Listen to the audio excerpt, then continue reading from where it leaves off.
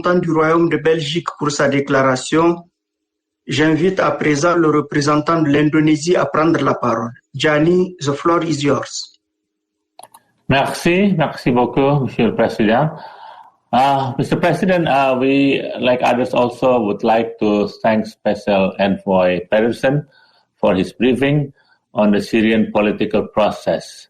I've taken note of what Geyer mentioned on the start of his briefing, namely, there is a ray of hope shown from Geneva. We hope there will be more sunlight and a clearer sky for peace in Syria. Now, in September of last year, during the Council meeting on this issue, we welcomed the Secretary General's announcement regarding the agreement between the Syrian government and the Syrian Negotiation Commission for a credible, balanced, and inclusive constitutional committee, facilitated by the United Nations in Geneva. We noted that since then there have been 3 rounds of session in Geneva, including the small body meeting a few weeks ago. We have to continue the momentum, and more meetings are needed with clear agenda. Clearly, more needs to be done. In this context, while reaffirming Indonesia's commitment to the sovereignty, independence, unity, and territorial integrity of the Syrian Arab Republic, my delegation would like to highlight the following points on the Constitutional Committee. First, the importance of a substantive engagement. It is critical for the Syrian parties to continue and maintain their substantive coordination in a constructive manner. A serious political path with strong commitment from all relevant parties is needed in order to achieve a sustainable and lasting solution to the Syrian crisis. The second point is addressing divergences through dialogue. We are all aware that there are concerns and sensitivities from every Syrian parties in this entire process. However, we believe that the diverging views must always be addressed through diplomacy and other peaceful means.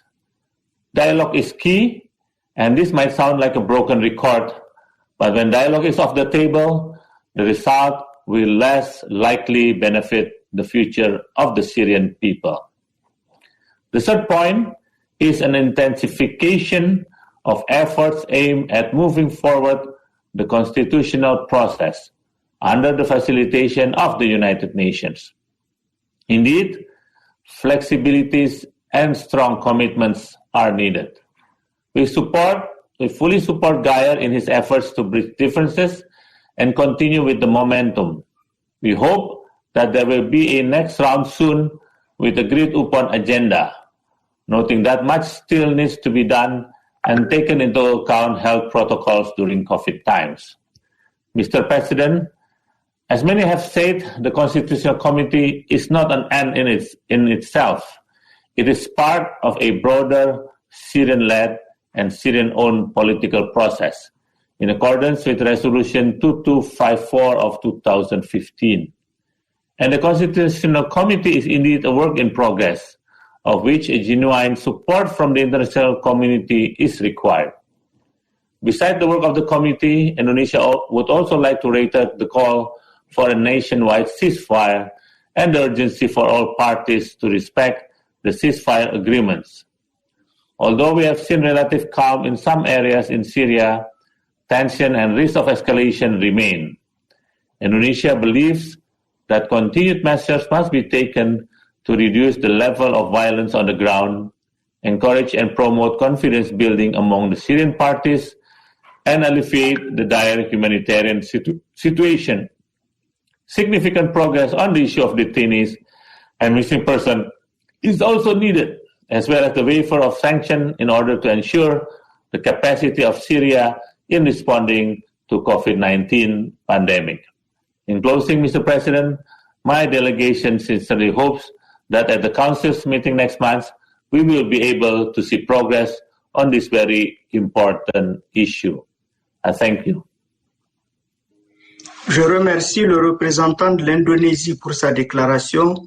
Je donne la parole au représentant de l'Afrique du Sud.